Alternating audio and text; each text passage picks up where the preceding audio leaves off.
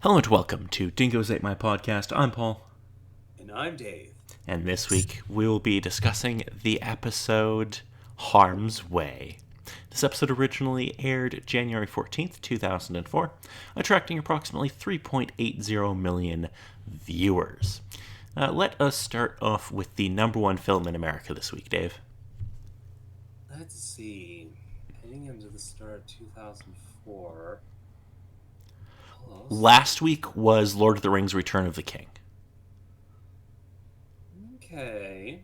Because on the one hand, it would just be easy enough to say that it would still be sitting there and be completely understandable, but as the case, I don't know. There might be something else that may top it, but I'll probably just go with the safest bet and say it's still Lord of the Rings.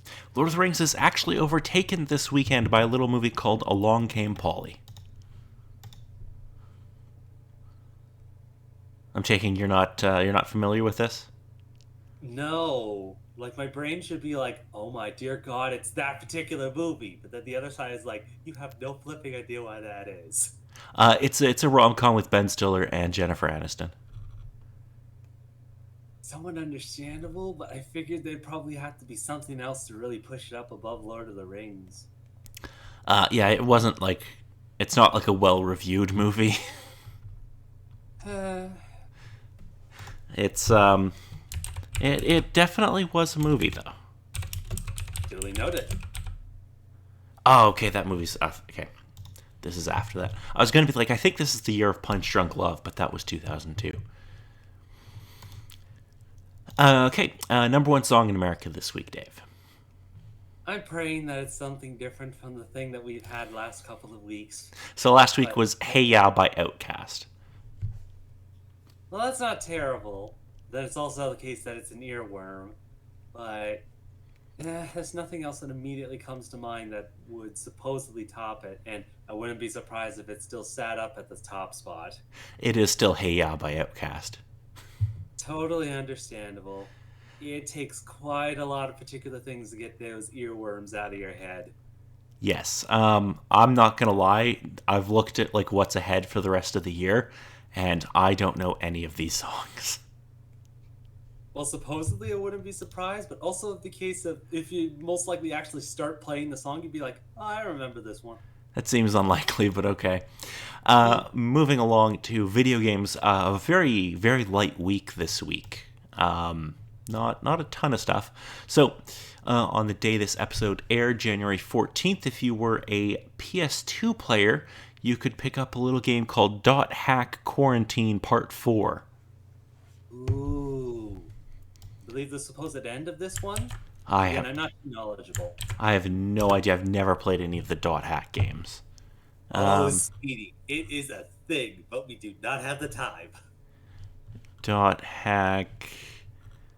Yeah, I don't know. Oh, Quarantine does wrap up the storyline. Yes.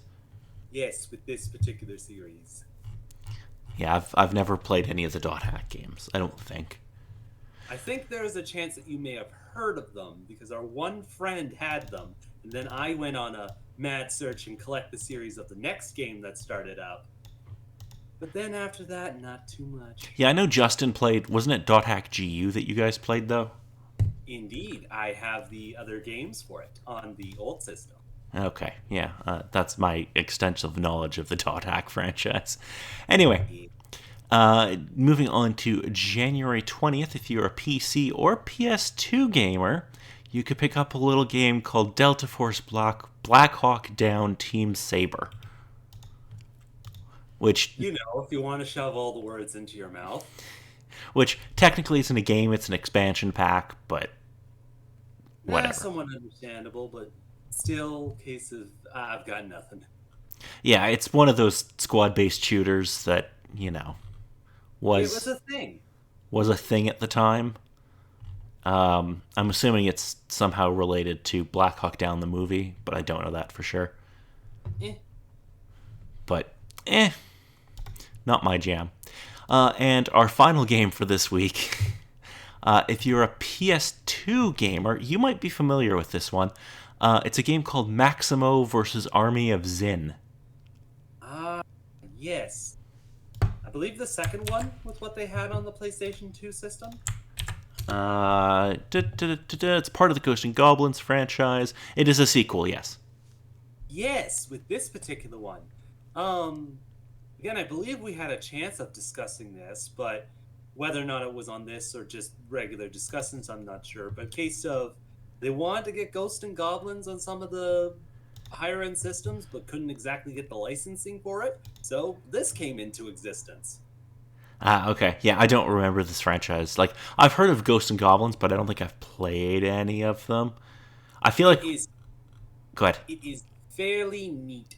Though it's a bit of a case of them trying to go with the concept of the Ghost and Goblins, but sticking it in the 3D space, which causes a whole lot of issues. So this particular style of game goes a little bit more in the action adventure typical. I'm trying to think of a particular one, but the only thing that's immediately coming to mind would be Devil May Cry, but it's mostly just within the gameplay style. Yeah, it says it's a hack and slash with platforming, Hmm. which I do enjoy a hack and slash. It's one of the games that I have, but I haven't actually got a chance to crack into it yet. It looks neat, though.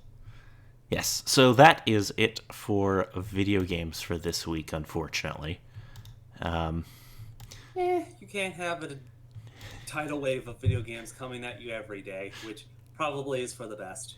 Which, considering the last few weeks, we definitely had. But, oh, in the near future, there's some bangers coming as well. So, Duly noted. let us move on to the episode. Alrighty. Oh, this episode starts with my favorite thing ever, Dave. If I remember correctly, it was an infomercial. It's like an orientation video for Wolfram and Hart, when they're talking about how they're no longer evil. Yeah, there's no need to sacrifice any of your employees for blood sacrifices. We won't do any more employee sacrifices, we promise. Uh, Oh, it made me so happy. It's a great little video.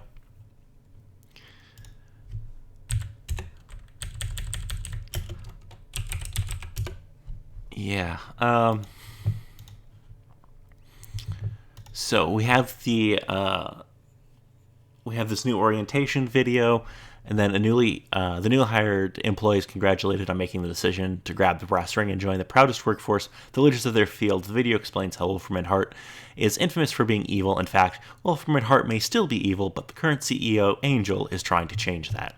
Employees such as vampires are no longer allowed to feed on humans, but must now feed on some other dead animal. There are also no more employee sacrifices. Every employee's life is just as important to the new management as their own. Wolfram and Hart is now following a strict zero tolerance policy in which anyone found breaking the new rules will be punished swiftly and severely. It's my favorite. no, there you go. You still gotta lay the hammer down on the particular rules of things. Can't be too loosey goosey with it. Yes. Alrighty. So, just a brief synopsis because the other one is like 5 pages long. Yeah, about, but I think just to spoil the basis of it, for most all of us, we've gone through all the particular characters within the office: Angel, Fred, Wesley, Gunn, even Lauren had his particular experiences within the office. But what about Harmony? Yeah, so the basic episode is that Harmony is having trouble adjusting to working for Angel. She is underappreciated by her boss and snubbed by the other employees of Wolfram and Hart. Her troubles get a lot more serious when she flirts with a stranger in a bar and wakes up the next morning to find him dead in her bed. A man who happens to be the head negotiator in Wolfram and Hart's peace summit between two feuding demon clans. She also buys a camel because that's what these demons eat. As you know, there's no pressure. Just trying to deal with the day to day and all the. Oh god. It's so good. I love how she thinks her and Fred are friends because they talked for 5 minutes. Well, this is Harmony that we're talking about. Who still kind of hasn't gotten out of the high school phase of things. She's just the best. She is. She's trying, but she's trying. She's just kind of, she's Harmony. So true. But nevertheless, when it finally came to the issue that started the episode, it was definitely Harmony's case with it, and turned out pretty interesting. Yeah, I kind of like that we do get an episode just focusing on Harmony because, like, we kind of are used to getting like an Angel centric episode or a Fred episode or these, but like kind of giving one to Harmony is nice.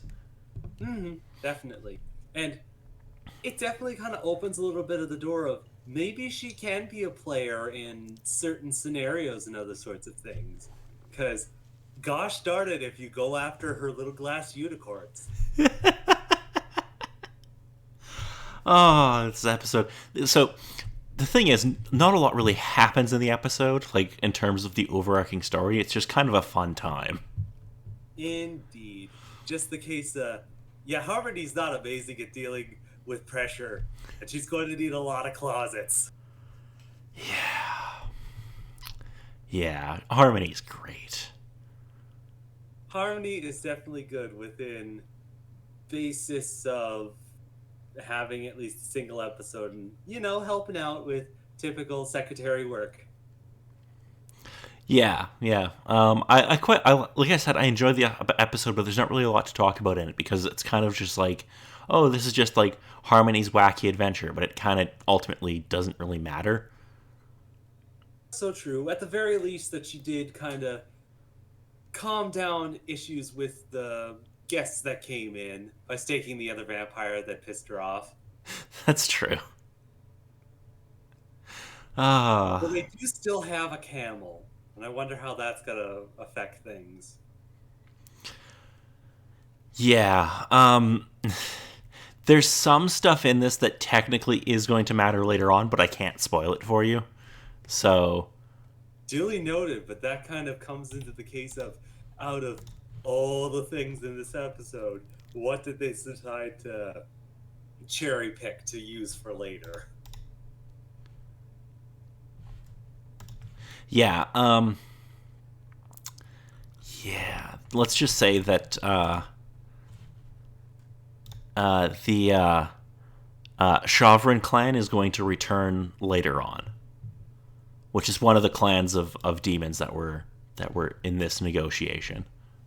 With making all the particular language things and trying to get those bloody clicks right.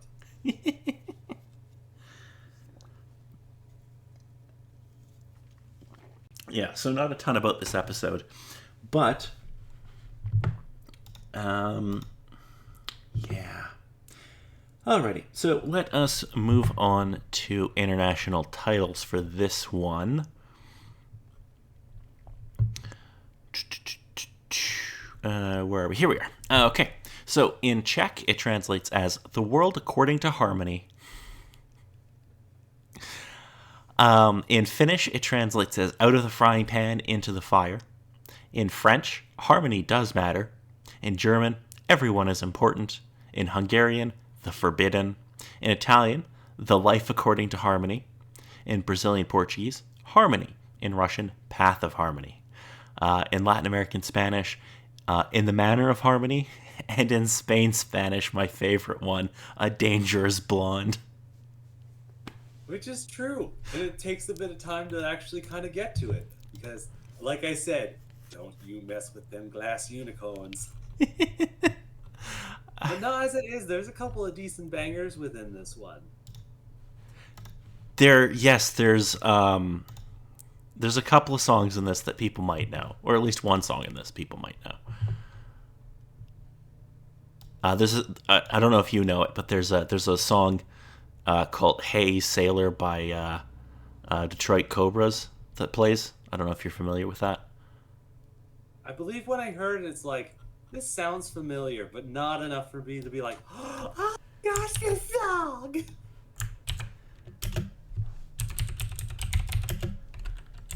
Yeah,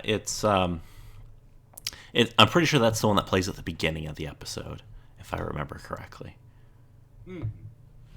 But yeah, like I said, like it's a fun episode, but it's like some Buffy episodes where it's like, well, yeah, it's fun, but like, there's not really a whole lot that happens.